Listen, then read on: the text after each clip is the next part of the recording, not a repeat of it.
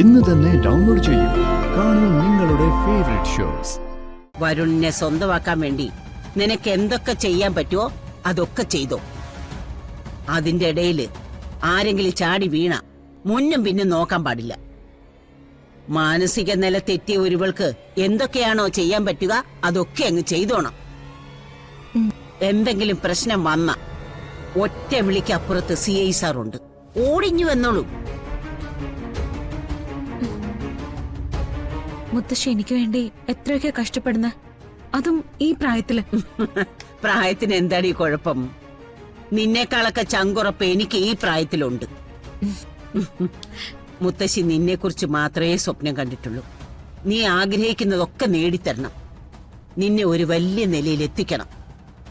അതാടി മുത്തശ്ശിയുടെ ഉദ്ദേശം.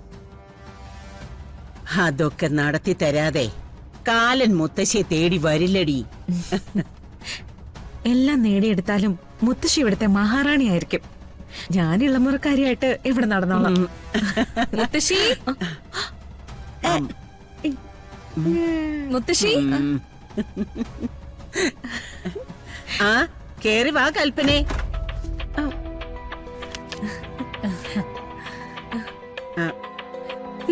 എന്റെ പൊന്നു മുത്തശ്ശി, മുത്തശ്ശിയുടെ ജാതകം എഴുതിച്ചത് കയ്യിലുണ്ടോ?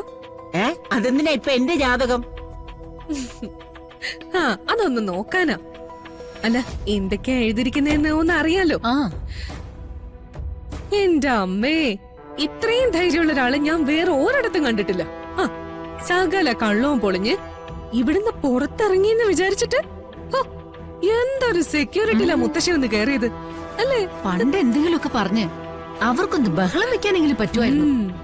ഇനിയിപ്പൊ അത് പറ്റുമോ? ഈ വീടിനകത്തൊരു ചെറിയ ബഹളം ഉണ്ടായാല് അടുത്തത് നിക്കക്കള്ളിയില്ലാത്ത കേസല്ലേ? ആ, സത്യം പറഞ്ഞാലുണ്ടല്ലോ, സുകുമാരി മുത്തശ്ശിയെ കൃത്യമായിട്ട് അറിയുന്നതിന് മുമ്പ് ഞങ്ങളൊക്കെ വിചാരിച്ചിരുന്നത് ഞങ്ങളൊക്കെ എന്തോ ഭയങ്കരമാരായിരുന്നെന്നാ. എവിടെ, സുകുമാരി മുത്തശ്ശിയുടെ പവറിന് മുന്നില് ഞങ്ങൾക്ക് വെറും വട്ടപൂജ്യം അല്ലേ കൽപ്പനെ? മുത്തശ്ശി, മുത്തശ്ശി ഒന്ന് സൂക്ഷിച്ചോ. അച്ഛൻ കൂടി ആശുപത്രിയിലായ സ്ഥിതിക്ക് എല്ലാവരും കൂടി കരുതി കൂട്ടി എന്തെങ്കിലും ചെയ്യാൻ ശ്രമിക്കും. കൊല്ലാൻ വരെ നോക്കും.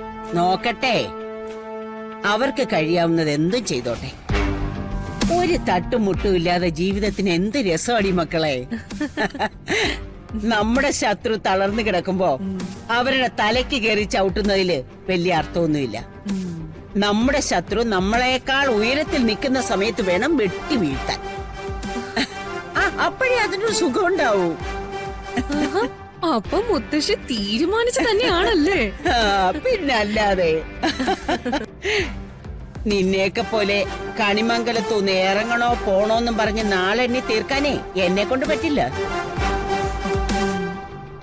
ഞാൻ വന്നിരിക്കുന്നതേ എന്റെ പ്രിയങ്ക മോളെ ഇവിടുത്തെ മരുമകളാക്കാനാ, എല്ലാവരെ കൊണ്ടും അംഗീകരിപ്പിക്കാനാ. അത് ചെയ്യാതെ സുകുമാരിക്ക് ഒരു മടക്കവും ഇല്ല.